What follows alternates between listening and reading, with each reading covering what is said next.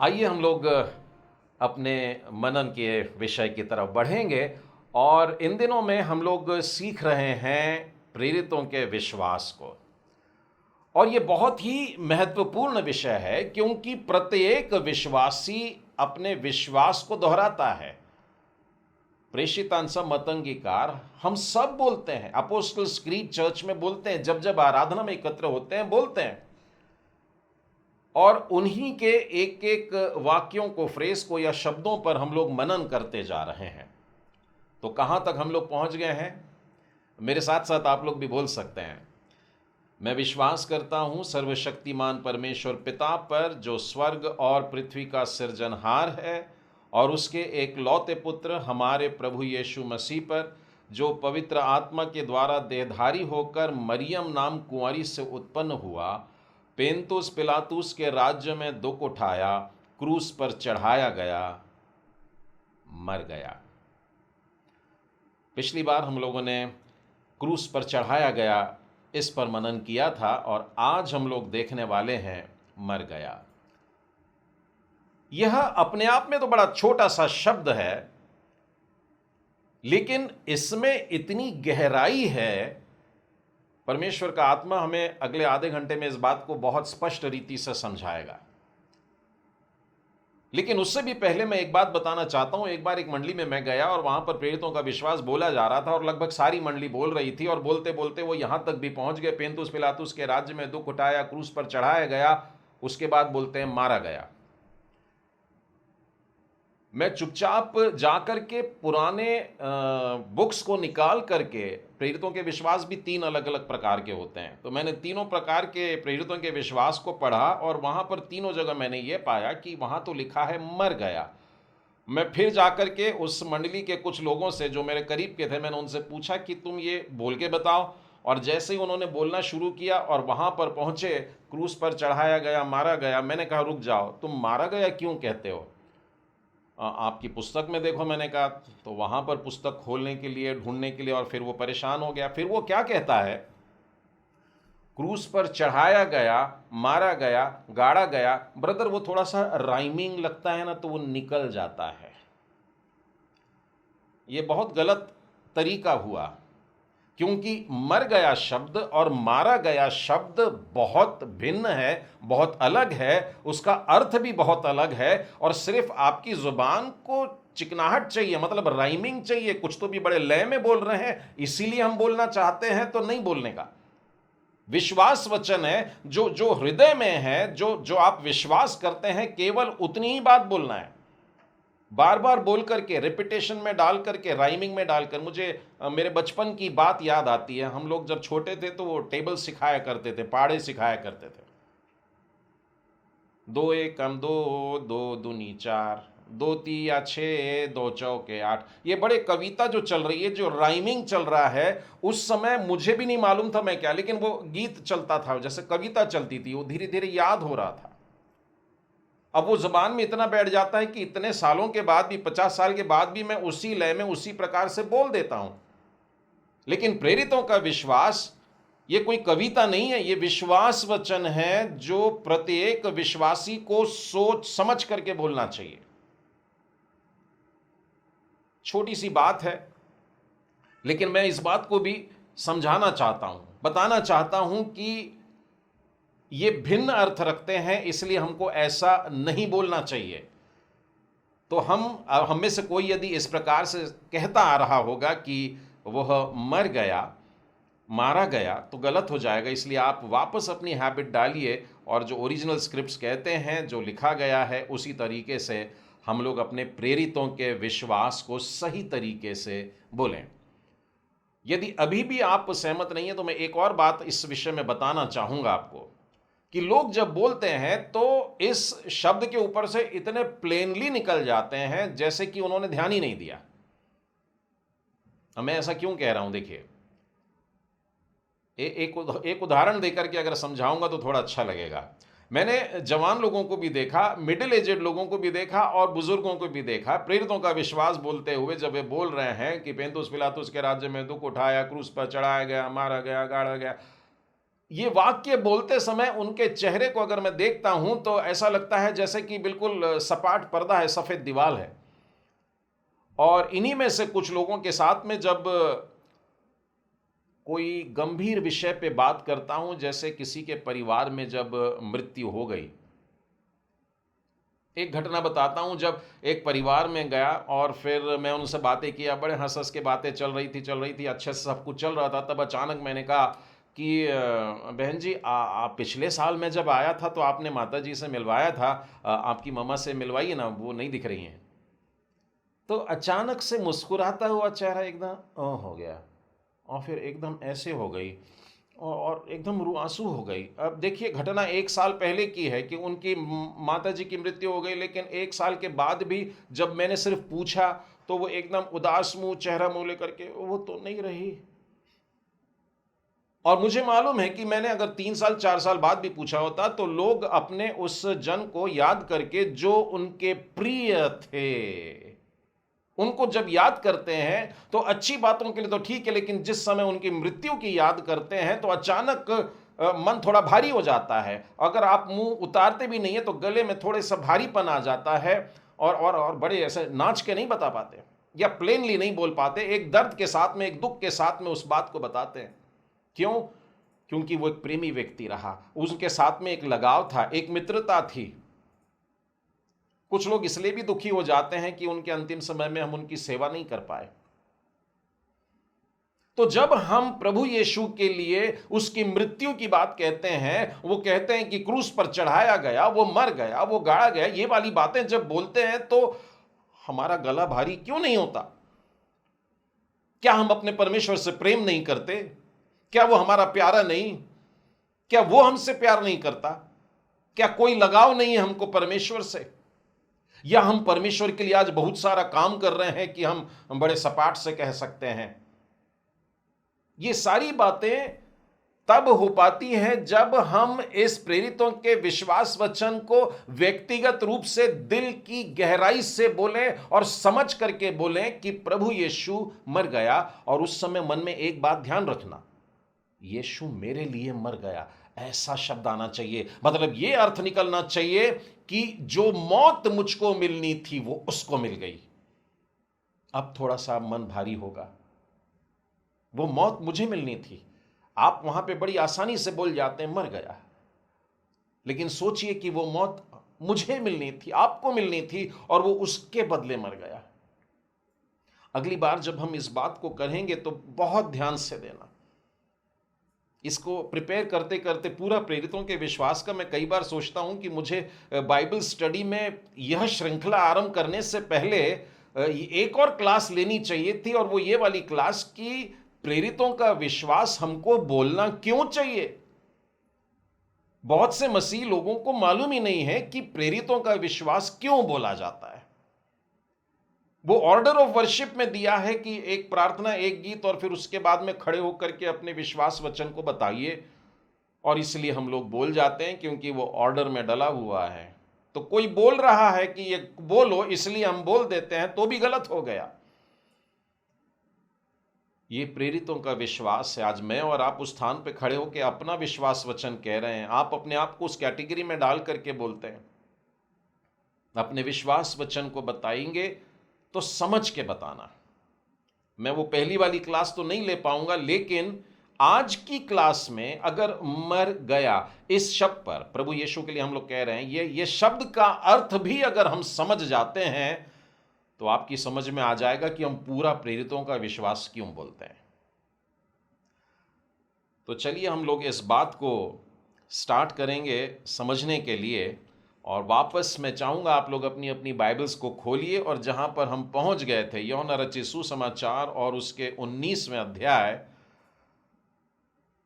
और उसको पढ़ते पढ़ते अब हम लोग आ गए हैं यीशु की मृत्यु की तरफ। इसका 30वां वचन देखिए क्या कहता है। जब यीशु ने वह सिरका लिया तो कहा, पूरा हुआ, और सिर झुकाकर प्राण त्याग दिए। जब यीशु ने वो सिरका लिया तो कहा पूरा हुआ, और पूरा हुआ यह शब्द बोलने के बाद, यह वाक्य 2 शब्द का वाक्य था, उसे पूरा किया उन्होंने। और उनकी भाषा में अगर आप सुने तो सिंगल वर्ड है, तेतेलेस्ते। इस प्रकार से प्रभु यीशु ने कहा, हिंदी में हम पढ़ते हैं पूरा हुआ, और सिर झुका करके यीशु ने प्राण त्याग दिए। मतलब यीशु ने वो प्राण अपने अंदर से निकल जाने दिया। मतलब प्रभु यीशु के हाथ में ये वाली बात थी। यूहन्ना रचित सुसमाचार और उसके 10वें अध्याय में आइए, और उसके हम लोग 10वें अध्याय के 18वें वचन में 17 का एक भाग पढ़ता हूं। पिता इसलिए मुझसे प्रेम रखता है कि मैं अपना प्राण देता हूं कि उसे फिर से ले लूं, कोई उसे मुझसे छीनता नहीं। देखिए, यदि आप यीशु की मार डालने की बात करते हैं, मतलब हत्या हो जाने की बात करते हैं, वो मार डाला गया। हम लोग में से कुछ लोग बोलते हैं, मैंने पहले ही सुधार दिया, तो प्रभु यीशु के इस वाक्य को आप ठुकरा दे रहे हैं, यीशु के इस वाक्य को गलत बता रहे हैं। यीशु हमसे कह रहे हैं, कोई मुझसे मेरा प्राण छीन नहीं सकता, मैं खुद देता हूं, मैं आप दे रहा हूं, अपनी इच्छा से दे रहा हूं, स्वेच्छा से दे रहा हूं। यह बहुत बड़ी बात है। तो जो वचन हम लोगों ने अभी अभी पढ़ा है यूहन्ना के 19:30 में, यहां पर लिखा है, सिर झुकाकर यीशु ने प्राण को त्याग दिया, अपने प्राण को जाने दिया। मेरे और आपके पास में यह अधिकार नहीं है कि मैं अपना प्राण छोड़ दूं आज।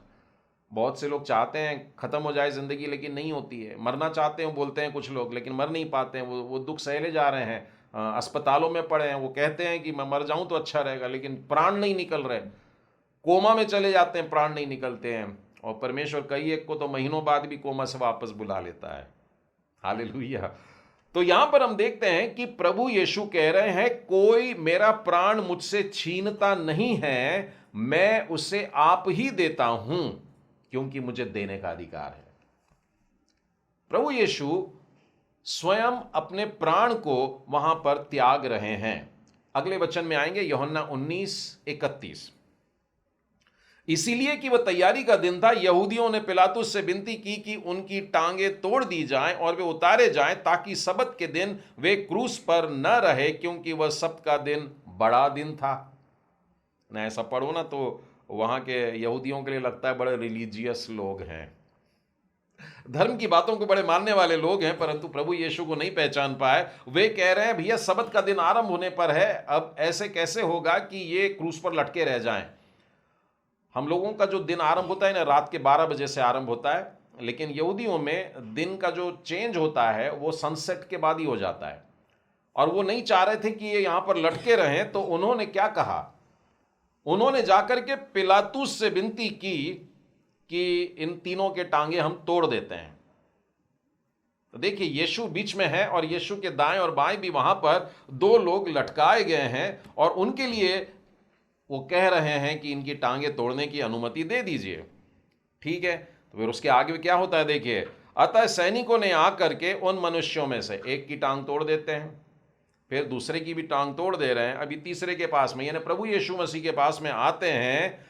परंतु जब यीशु के पास आकर देखा कि वह मर चुका है, पहला कुकर्मी और दूसरा कुकर्मी आप कह सकते हैं मारा गया।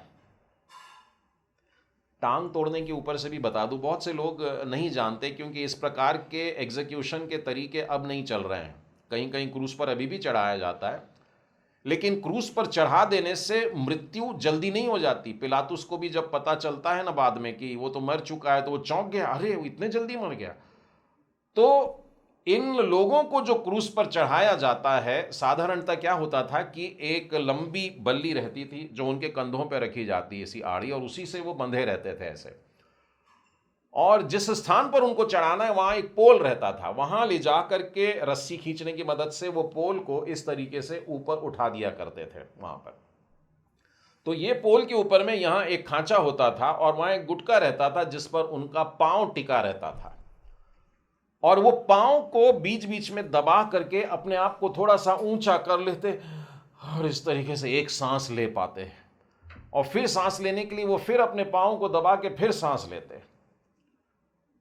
लेकिन उनको जल्दी मार डालने के लिए उनकी टांगे कैसे तोड़ते थे। देखिए, टांगे तोड़ने की बात लिखी है, टांगे काटने की बात नहीं लिखी है ना। तो तलवार लेकर के नहीं आते थे, वे हथौड़ा लेकर के आते थे और हथौड़ा ला करके उनके घुटनों के जॉइंट्स पर तब तक जोर जोर से मारते थे जब तक कि पचक नहीं जाता था, और ऊपर का पांव अलग और नीचे का पांव अलग ऐसा लटक नहीं जाता था। और उसके बाद जो व्यक्ति जो लटका हुआ था, अब श्वास लेने की इच्छा के लिए अगर अपने पांवों को नीचे उस गुटके पे दबाने की भी कोशिश करे तो वहां तक पहुंच नहीं पाता था, और धीरे धीरे वो श्वास नहीं मिल पाने के कारण कुछ देर में मर जाता था। तो जल्दी से मार डालने के लिए कभी कभी ये तरीका अपनाया जाता था, और आज बड़ा स्ट्रिक्टली फॉलो होगा, क्योंकि यहूदियों ने बोल दिया कि सबत का दिन आ रहा है, इन लोगों को वहां नहीं रखना, उनकी टांगें तोड़ दो। लेकिन दो कुकर्मियों की टांगें टूटने के बाद यीशु की टांग नहीं टूटती है, क्योंकि वो मर चुके हैं, और मर चुके हैं इसलिए टांग नहीं टूटी। और यह भी एक बड़ी सुंदर बात है कि टांग नहीं टूटी। क्यों? वो मर चुका है। जब सैनिकों ने देखा तो उसकी टांगों को उन्होंने नहीं तोड़ा। ये बातें इसीलिए हुई, 36वां वचन, यह बातें इसीलिए हुई कि पवित्र शास्त्र में जो कहा गया है वह पूरा हो, उसकी कोई हड्डी तोड़ी नहीं जाएगी। तो प्रभु यीशु का मरना क्रूस पर और जल्दी मर जाना बहुत जरूरी था। उसकी टांगें नहीं तोड़ी गई, वो ऐसा मारा नहीं गया, उसने अपने प्राण दे दिए, उसके पास में देने का अधिकार था। यीशु मर गए और उनकी हड्डियां नहीं तोड़ी गई, और इससे यह बात साबित हो गई कि यही परमेश्वर का भेजा हुआ था, जिसके लिए बहुत स्पष्ट लिखा हुआ है कि इसकी एक भी हड्डी तोड़ी नहीं जाएगी। ये पुराने नियम में, अगर आप मेरे साथ निर्गमन की पुस्तक को खोलें, जहाँ पर फसह के पर्व की विधि को दिया हुआ है, वहाँ पर आपको यह वचन मिलता है। और तब वहाँ पर कहा गया है, निर्गमन के 12वें अध्याय में आप देखिए 43वें वचन से उसके आगे, तब वहाँ पर बहुत स्पष्ट करके लिखा है 46वें वचन में कि जो फसह के पर्व का बलि पशु होगा उसकी कोई हड्डी मत तोड़ना। एक आज्ञा है जो पहले से चली आ रही है, और यह फसह का ही है मेमना। प्रभु यीशु वास्तव में, कई लोगों को बड़ा कंफ्यूजन रहता है कि वो तो फ्राइडे को मरे और सबत सैटरडे का आया और फिर फ्राइडे का, और उसके बाद में ये तो फसह का पर्व कैसा हुआ। लेकिन प्रभु यीशु ही फसह का मेमना है, ये बात हम यहां से भी जान लेते हैं कि उसकी कोई हड्डी तोड़ी नहीं जाएगी, और नहीं तोड़ी गई, और परमेश्वर का वचन पूरा हुआ। लेकिन 36वें वचन के पहले एक बात जरूर हुई कि ये सैनिकों ने कंफर्म किया कि क्या ये सच में मर गया है या नहीं। तो उसके लिए देखिए क्या लिखा है 34वें वचन में, परंतु सैनिकों में से एक ने बरछे से, बरछा मतलब भाला, जैवलिन, एक लंबा डंडा और सामने नोकीला है, और उसको ले करके उसका पंजर बेधा, शब्द पर गौर करना, उसका पंजर बेधा और उसमें से तुरंत लहू और पानी निकला।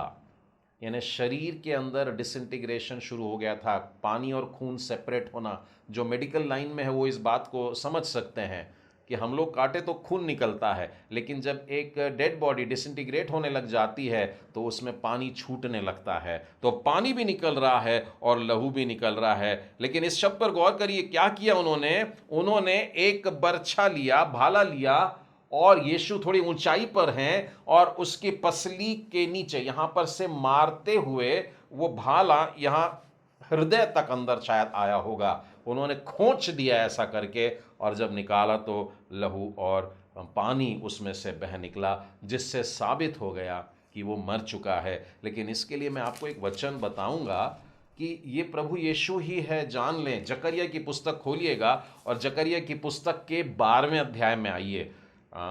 वैसे तो पूरा अध्याय बहुत ही इंटरेस्टिंग है, क्योंकि ये यरूशलेम के छुटकारे की भविष्यवाणियां यहाँ पर लिखी हुई है। परमेश्वर कैसे अद्भुत रीति से उसको बचाने वाला है। लेकिन मैं आपको इसके 10वें वचन में से बता रहा हूं, जकरिया 12:10, मैं दाऊद के घराने और यरूशलेम के निवासियों पर अपना अनुग्रह करने वाली और प्रार्थना सिखाने वाली आत्मा को उंडेलूंगा, तब वे मुझे ताकेंगे, अर्थात जिससे उन्होंने बेधा है।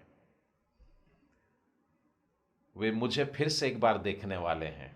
यहूदियों को अगर आज बताएंगे ना कि प्रभु यीशु आ चुके थे और वे क्रूस पर बलिदान हो चुके, तो बड़े गुस्सा हो जाते हैं। उनके हिसाब से प्रभु यीशु तो अभी आने वाले हैं, पहली बार ही आने वाले हैं और हमको बचाने के लिए आने वाले हैं, ऐसा वे समझते हैं। लेकिन अभी भी उनकी आंखों पर यही पर्दा है और वे समझ नहीं पाते हैं कि प्रभु यीशु परमेश्वर का पुत्र, परमेश्वर का मेमना तो आ गया और अपना कार्य पूरा हुआ, ऐसा भी कह करके गया है। इसलिए जब अब की बार यरूशलेम के छुटकारे के लिए, इज़राइल को बचाने के लिए, ये पूरा अध्याय पढ़िएगा आप, एक समय होगा जब सारे देश भर दुनिया के लोग एक छोटे से यरूशलेम के विरुद्ध या इज़राइल के विरुद्ध एकत्र हो जाएंगे कि उन्हें मारे, तब परमेश्वर उन सारी दुनिया भर की सेना को किस तरीके से खदेड़ देगा। और उस दिन ये लोग यीशु को देखेंगे और वहां लिखा है, उस दिन वो जानेंगे कि ये तो वही है जिसको हमने बेधा था।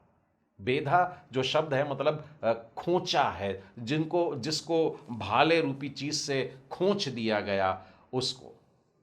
ठीक है, तो हमने दो बातें देखी प्रभु यीशु की मृत्यु के कारण। एक तो हड्डी से संबंधित बात थी, एक बेधा गया शब्द की बात है, और उसके इस मृत्यु के द्वारा परमेश्वर की ये भविष्यवाणियां कि जो मेमना होगा उसकी ये पहचान होगी। यदि इसी बात को, इसी घटना के यानी प्रभु यीशु के मृत्यु को मैं लूका रचित सुसमाचार में से देखूं, मेरे साथ में निकालिएगा लूका का 23वां अध्याय और उसके 44वें वचन से आगे। लगभग दोपहर से तीसरे पहर तक सारे देश में अंधेरा छाया रहा। पहर में लिखा है, लेकिन 12 बजे से 3 बजे तक अंधेरा छाया रहा और सूर्य का उजियाला जाता रहा और मंदिर का पर्दा बीच से फट गया।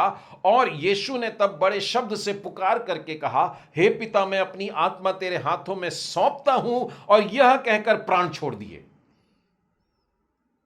ये इवेंट्स को देखिए, एक बड़ा भयानक सा अंधकार है जो लगभग 3 घंटे रहा। 12 बजे से 3 बजे तक अंधकार रहा। उसके बाद दूसरी भयानक घटना घटी कि मंदिर का पर्दा यरूशलेम के मंदिर, अभी तो ये लोग बाहर गोलगथा पर आए हुए हैं, लेकिन सीक्वेंस ऑफ इवेंट्स बताया जा रहा है, मंदिर का पर्दा बीच से फट गया। क्योंकि जब वो पर्दा फट गया तो मंदिर से हाहाकार मचा, जो गोलगथा तक सुनाई दिया कि हाय मंदिर फट गया, मंदिर का पर्दा फट गया। इसलिए यहां पर लिखा है मंदिर का फट गया। और जब प्रभु यीशु ने क्रूस पर से यह बातों को, ये चिल्लाना जो यरूशलेम के मंदिर से आ रहा था, वो सुना, उसके बाद में लिखा है यीशु ने बड़े शब्द से, मतलब बड़े आनंद से, मतलब बड़े जय जयकार के साथ, खुशी के साथ चिल्ला करके बोला, हे पिता, मैं अपनी आत्मा तेरे हाथ में सौंपता हूं, और यह कह करके प्राण छोड़ दिए।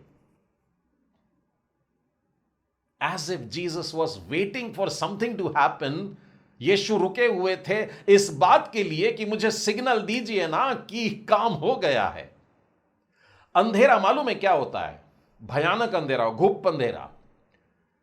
जब मूसा के द्वारा परमेश्वर ने तंबू बनवाया था तो बाहर तो आंगन का उजाला था, लेकिन जब आप अंदर जाते हैं पवित्र स्थान में, वहां थोड़ा कम उजाला था, क्योंकि वहां पर दीपदान था। वहां पर 7 दिए थे जिनमें जैतून का तेल डला था, जो जलते रहते थे, लगातार जलते रहते थे, और बीच के स्थान में उजाला था। लेकिन एक तीसरा स्थान था, परम पवित्र स्थान, जहां पर घुप अंधेरा रहता था। मानो प्रभु यीशु मसीह घुप अंधेरे में जाते हैं। घुप अंधेरे में जाने के लिए जो पर्दा होता था, वो पर्दा, अगर आप निर्गमन के 26वें अध्याय में देखिए तो बड़ा सुंदर वर्णन किया है उस पर्दे के बारे में, पूरी बातें लिखी है, मैं भी वहां नहीं ले जाता आपको। लेकिन वह पर्दा पवित्र स्थान और परम पवित्र स्थान के बीच का था, और परमेश्वर की उपस्थिति उस पर्दे के पीछे परम पवित्र स्थान में होती थी। और एक बार, वर्ष में एक बार, एक महायाजक उस पर्दे के उस तरफ जा सकता था। आज जब वही पर्दा फट गया, एक और शब्द वहां पर लिखा है, मंदिर का पर्दा बीच से फट गया। और दूसरे समाचार में देखिए, ऊपर से लेकर नीचे तक फट गया, मानो ऊपर से किसी ने पकड़ा और उसे फाड़ दिया हो। उसे तो छूना भी बड़ा गलत होता था। केवल महायाजक था जो वहां तक जा करके और उसके दूसरी तरफ जा करके वो अपनी सेवा कर पाता था।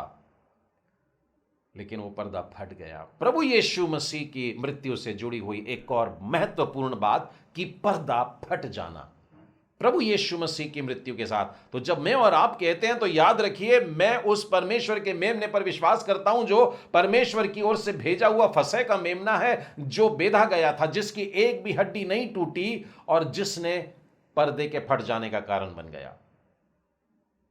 ये पर्दे के बारे में 2 मिनट और बताने दीजिए मुझे। ये पर्दा निर्गमन के 26वें अध्याय के पहले भी हमको मिलता है। ये पूरी बाइबल में हमको पुराने नियम में ये पर्दा ही था जो लोगों को परमेश्वर से दूर रख रहा था। उत्पत्ति के 3रे अध्याय में देखेंगे तो वहां पर पता लग जाएगा कि पर्दा डल गया। उत्पत्ति के 3रे अध्याय में लिखा है कि जब आदम और हव्वा को वाटिका में से निकाल दिया गया तब क्या हुआ? आदम को उसने निकाल दिया, 24वां वचन, और जीवन के वृक्ष के मार्ग का पहरा देने के लिए अदन की वाटिका के पूर्व की ओर करूबों को और चारों ओर घूमने वाली ज्वालामय तलवार को भी नियुक्त कर दिया। जीवन के वृक्ष को मनुष्यों से अलग करने के लिए बीच में एक दीवार खड़ी हो गई। तो जो ये पर्दा था, ये वास्तव में मनुष्यों को जीवन दे सकता था, अनंत जीवन दे सकता, लेकिन वो पर्दे के कारण उस ओर जा नहीं सकते हैं। वहां पर एक वचन भी आया है, कहीं ऐसा ना हो कि ये फिर से आए और जीवन के वृक्ष में से खा लें और फिर अनंत काल का जीवन मिल जाए। तो वो पर्दा बीच में था जिसकी वजह से वो नहीं जा सकते थे। परमेश्वर और मनुष्यों के बीच में एक बड़ी दीवार थी, लेकिन यीशु की मृत्यु मानो उस दीवार को तोड़ डाल रही है। वो टूट गई है, तहस नहस हो गई है। और देखिए यहीं पर एक और बात लिखा हुआ है, सूबेदार ने जब यह देखा, क्या देखा? सूबेदार तो क्रूस के पास खड़ा था, उसने मंदिर का पर्दा फटते हुए नहीं देखा, लेकिन 47वां वचन में क्या लिखा है? लूका 23 और उसके 47 में लिखा है, सूबेदार ने जो कुछ हुआ था देखकर परमेश्वर की बड़ाई की और कहा, निश्चय यह मनुष्य धर्मी था। पास्ट टेंस हो गया है प्रभु यीशु मसीह, क्योंकि वे मर चुके हैं। तो सूबेदार ने भी एक सबूत दे दिया, मैंने देखा कि उसने प्राण छोड़ दिया। और वो जिसने आवाज दे करके अपने प्राण को परमेश्वर के हाथों में दिया है, उसने अपने सर को झुका लिया है, उसका श्वास बंद हो गया है, वो मर गया है। और वो कहता है ये धर्मी पुरुष था। और यदि आप इसी के शब्द को मरकुस के 15वें अध्याय में देखें तो एक और बात पता चलती है। मरकुस के 15वें अध्याय में और उसके 39वें वचन में देखिए, यहां पर क्या लिखा है? जो सूबेदार उसके सामने खड़ा था, उसके ऊपर यही लिखा है, यीशु ने चिल्ला करके प्राण छोड़ दिए और मंदिर का पर्दा ऊपर से नीचे तक फटकर 2 टुकड़े हो गया। यानी प्रभु यीशु ने प्राण छोड़े, मंदिर का पर्दा फट गया। और सूबेदार ने यूं, जब उसने सुना यूं चिल्लाकर प्राण होते निकलते हुए, तब वो सूबेदार कहता है, सचमुच यह मनुष्य परमेश्वर का पुत्र था। देखिए, अन्य जाति लोग प्रभु यीशु की मृत्यु को देख करके या सुन करके परमेश्वर की बड़ाई किन शब्दों में कर रहे हैं? मैं और आप मंदिर में पाए जाते हैं और बार बार हम लोग कह रहे हैं यीशु मर गया, यीशु मर गया। क्या हम इन बातों का अंदाज भी लगाते हैं कि हम धर्मी प्रभु यीशु की बात कर रहे हैं, कि हम परमेश्वर के पुत्र प्रभु यीशु मसीह को एड्रेस कर रहे हैं, उसके बारे में कह रहे हैं, अपने विश्वास में उस बात को लेके आते हैं जब जब हम कहते हैं कि वो मर गया? सूबेदार ने जो देखा, क्या हमने देखा? क्या हमने आज अपने जीवन में इस बात को अनुभव किया है जो इस सूबेदार ने किया, जो वहां पर अन्य सैनिकों ने किया? क्या हमने इस बात को समझा कि ज्वाला में तलवारें हटा दी गई हैं, अब मनुष्य जीवन के वृक्ष के पास में जा सकता है? उत्पत्ति के साथ साथ देखिए, मैं आपको प्रकाशित वाक्य में लेकर चलता हूं, 22वां अध्याय और उसके 14वें वचन में लिखा है, धन्य वे हैं जो अपने वस्त्र धो लेते हैं। वस्त्रों को धोने का मतलब क्या है? प्रभु यीशु मसीह का लहू हमें सब पापों से शुद्ध करता है। प्रभु यीशु का लहू कब आएगा? जब वो मर जाएंगे। तो प्रभु यीशु की मृत्यु के द्वारा हमारे वस्त्र धुलते हैं। धन्य वे हैं जो अपने वस्त्र धो लेते हैं, क्योंकि उन्हें जीवन के वृक्ष के पास आने का अधिकार मिल जाएगा, अधिकार मिलेगा। तो जब हम कहते हैं प्रभु यीशु मर गए, तो हम वास्तव में यह कह रहे हैं कि हमको अधिकार मिल गया है। हमको अधिकार मिल गया है कि हम जीवन के वृक्ष के पास में जाकर के उसके फल को खा लेते हैं। एक बात और गौर करने के योग्य है, पुराना नियम में हम देखते हैं कि हर साल महायाजक उस परम पवित्र स्थान में जाता था और वो पर्दे को हटा के उस तरफ जाता था, और उसको जाने के लिए एक कंपलसरी नियम था। वो याजक महायाजक अपने पहरावे में रहे वो तो था ही था, लेकिन जब परम पवित्र स्थान में जाना है तो खाली हाथ नहीं जा सकता था। उसे एक तसले में, एक बर्तन में लहू लेकर के जाना पड़ता था। वो लहू लेकर के ही पर्दे के पीछे जाता और वहां के कार्यों को, बताए हुए कार्यों को करता, कहां कहां उसको लहू लगाना था, छिड़कना था। और उसके बाद में वो जब वापस आता तो पर्दा फिर बंद हो जाता, और ये पर्दा 1 साल के बाद में फिर खुलने वाला है। और इस तरीके से घटनाएं घटती जा रही हैं। हर साल एक महायाजक पर्दे के पीछे जा रहा है और फिर वापस आ रहा है और पर्दा बंद हो जा रहा है। मतलब परमेश्वर हर साल, हजारों सालों से मनुष्यों के और परमेश्वर के बीच में पर्दा बना रहा। वो दूरी खत्म नहीं हुई थी। लेकिन प्रभु यीशु के लिए जब हम कहते हैं कि वो मर गया, तो देखिए क्या होता है। मेरे साथ में निकालेंगे इब्रानियों की पुस्तक और उसका 9वां अध्याय। पूरे अध्याय में इन बातों को समझाया हुआ है, पर मैं तुरंत आपको 11वें वचन पर लेकर आता हूं। परंतु जब मसीह आने वाली अच्छी अच्छी वस्तुओं का महायाजक होकर, देखिए केवल महायाजक ही है जो लहू लेकर परम पवित्र स्थान में जा सकता था। तो जब यीशु महायाजक होकर आया तो उसने और भी बड़े और सिद्ध तंबू, बड़ा और सिद्ध तंबू से होकर, जो हाथ का बनाया हुआ नहीं था, अर्थात इस सृष्टि का नहीं, दूसरी बात, और बकरों और बछड़ों के लहू के द्वारा नहीं, पर अपने ही लहू के द्वारा। प्रभु यीशु अपना खुद का पवित्र लहू लेकर के उस स्थान में एंटर करते हैं, और लिखा है एक ही बार पवित्र स्थान में प्रवेश किया और अनंत छुटकारा प्राप्त किया। तो देखिए प्रभु यीशु का जब हम कहते हैं मर गया, तो कितनी सारी आशीषें वास्तव में यहां पर बताते हैं। परफेक्ट, यानी प्रभु यीशु की मृत्यु के बाद में, बलिदान के बाद में अब दोबारा मसीह लोग क्यों नहीं चढ़ाते? हम लोग देखेंगे इश्माइली लोग वो आज भी बकरों को चढ़ाया करते हैं। यहूदियों को देखेंगे आज भी वो लोग किया करते हैं। पापों की क्षमा के लिए अभी भी बकरों का और बछड़ों का लहू बहा रहे हैं। लेकिन बाइबल हमसे स्पष्ट कहती है, और हम प्रेरितों के विश्वास में बार बार बोलते हैं कि यीशु मर गया। वो अपना लहू लेकर के जा रहा है, और वो तंबू के पर्दे के पीछे नहीं, ये संसार में हाथ के बनाए हुए मंदिर के पर्दे के पीछे नहीं जा रहा, परंतु सीधा स्वर्ग में प्रवेश किया। स्वर्ग में प्रवेश किया है उसने।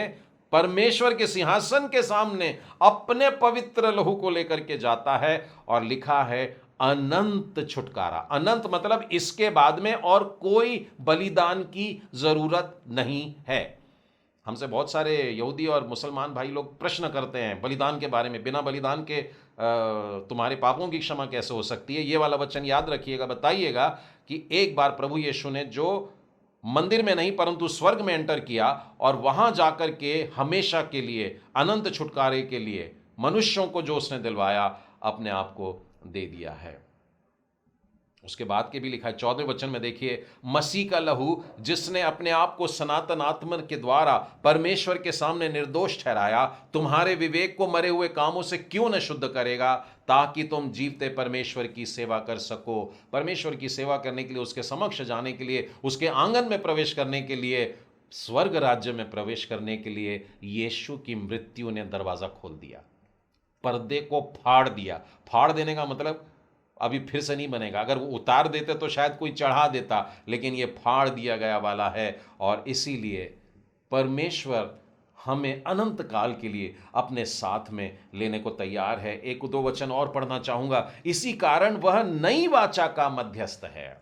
अभी तक हम लोग पुरानी वाचा में, मतलब यीशु के पहले जितने भी लोग हुए वे पुरानी वाचा के अंतर्गत जीते आ रहे थे। अब वो नई वाचा के मध्यस्थ यीशु के पास आए ताकि उसकी मृत्यु के द्वारा, जब जब हम कहें कि प्रभु यीशु मर गया तो इस बात को याद रखना कि उसकी मृत्यु के द्वारा जो पहली वाचा के समय के अपराधों से छुटकारा पाने के लिए हुए थे, बुलाए हुए लोग प्रतिज्ञा के अनुसार अनंत मिरास को प्राप्त करें।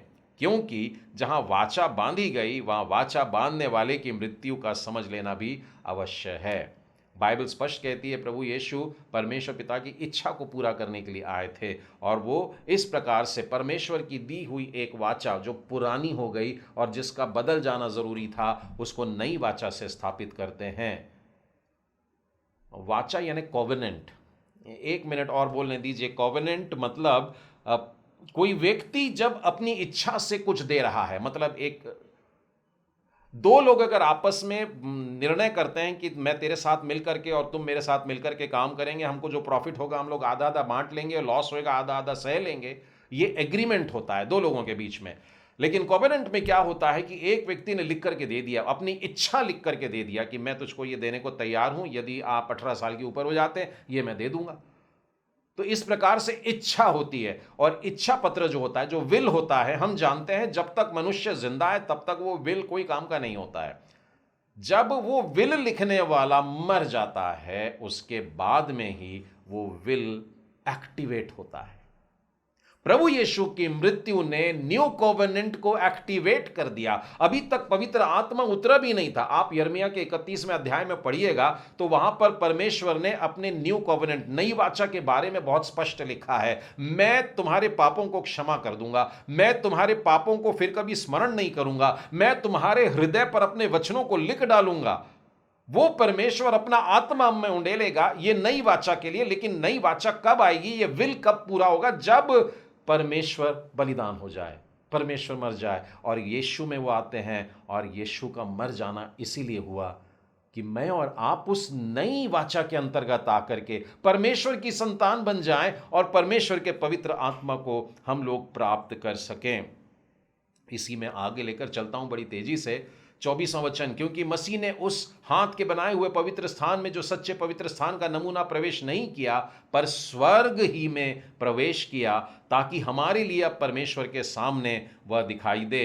25वां वचन, यह नहीं कि वह अपने आप को बार बार चढ़ाए जैसा कि महायाजक लोग प्रतिवर्ष किया करते हैं। और उसके बाद में देखिए 28 वचन में आइए, वैसे ही मसीह भी बहुतों के पापों को उठाने के लिए एक बार बलिदान हुआ, और जो लोग उसकी बाट जोहते हैं, देखिए यहां पर एक प्रोफेसी भी है, प्रभु यीशु मसीह फिर से आने वाले हैं। वैसे ही मसीह भी बहुतों के पापों को उठा लेने के लिए एक बार बलिदान हुआ, और जो लोग उसकी बाट जोहते हैं उनके उद्धार के लिए दूसरी बार बिना पाप उठाए दिखाई देगा। यीशु फिर से आने वाला है। हालेलुया। हमें बचाने वाला फिर से आने वाला है, हमारे पापों की क्षमा दिलाने वाला वो फिर से आने वाला है, और ये बातें जरूर हो करके रहेगी। इब्रानियों का 10वां अध्याय उसके 10वें वचन में देखिए क्या लिखा है। इसी इच्छा से हम यीशु की देह के एक ही बार बलिदान चढ़ाए जाने के द्वारा, जब हम कहते हैं यीशु मर गया तो हम अपने लिए वास्तव में क्या ऐलान कर रहे हैं? यीशु की मृत्यु के बलिदान के चढ़ाए जाने के द्वारा पवित्र किए गए हैं।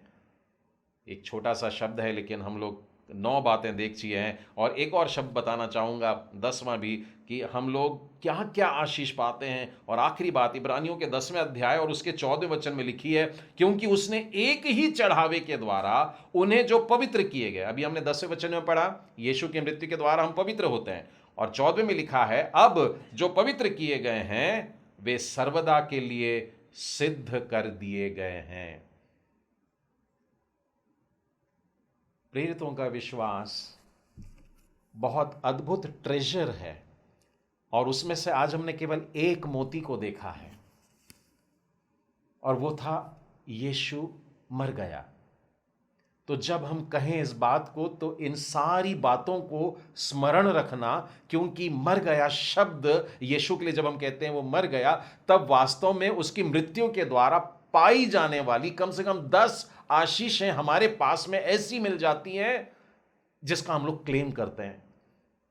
हम अपने पापों की क्षमा मांग लेते हैं, हम अनंत जीवन मांग लेते हैं, हम सिद्धता को मांग लेते हैं, हम स्वर्ग राज्य में प्रवेश मांग लेते हैं, हम जीवन के वृक्ष के पास में जाकर के उस फल को लेने का अधिकार मांग लेते हैं, हम परमेश्वर की सेवा करने का अधिकार मांग लेते हैं। अगली बार जब हम ये शब्द कहें तो मेहरबानी करके थोड़ा सहम करके, थोड़ा रुक करके बोलना कि यीशु मेरे लिए बलिदान हुआ, और बोलते समय उस दर्द को समझना, क्योंकि यीशु मेरे बदले, आपके बदले बलिदान हुआ है, और वो इसीलिए बलिदान हुआ है कि ये सारी आशीषें परमेश्वर से ला करके हमको अनंत काल के लिए, हमेशा के लिए दे दें। मुझे किसी दूसरे बर्रे पर देखने की, दूसरे प्राणी पर देखने की, उसके लहू पर देखने की इच्छा नहीं करनी है, क्योंकि वंस फॉर ऑल, हमेशा के लिए एक बार प्रभु यीशु ने अपने इस कार्य को कर दिया है। आइए हम प्रार्थना करें। सर्वशक्तिमान प्रेमी परमेश्वर, आज के इस सुंदर वचन के द्वारा जब पवित्र आत्मा ने हमें गाइड किया और हमें यह बात समझाया है कि पर्दा फट चुका है, यीशु की मृत्यु के कारण यह पर्दा अब नहीं है, और अब मनुष्य प्रभु यीशु के बलिदान के कारण सिंहासन के सामने आ सकता है। प्रभु जी, आपने यीशु के लहू के कारण हमें क्षमा किया है, उसके पवित्र लहू में धो करके हमारे वस्त्रों को शुद्ध कर दिया है। आपने हमें अधिकार दिया है अपने घर में आने का, आपने परमेश्वर की संतान हो जाने का अधिकार दे दिया है, आपकी सेवा करने का हमें अधिकार मिला है। प्रभु, आप हमें पवित्र बना देते हैं, आप हमें सिद्ध बना देते हैं। इन सारी आशीषों के लिए धन्यवाद। आज जितनों के कानों पर प्यारे प्रभु जी ये वचन पड़े हैं कि यीशु का बलिदान तुम्हारे लिए हुआ, उनके लिए हुआ है, वे इन आशीषों को यीशु की मृत्यु के द्वारा आज ही प्राप्त करें, और जब जब अपने जीवन में प्रेरितों का विश्वास वचन कहें, तब इस बात को समझें कि यीशु उनके बदले बलिदान होकर उनको स्वर्गीय आशीषों से भर दिया है। धन्यवाद के साथ में प्रार्थना अपने उद्धारकर्ता प्रभु यीशु मसीह के नाम में मांगते हैं, सुनो ग्रहण कर, आमीन।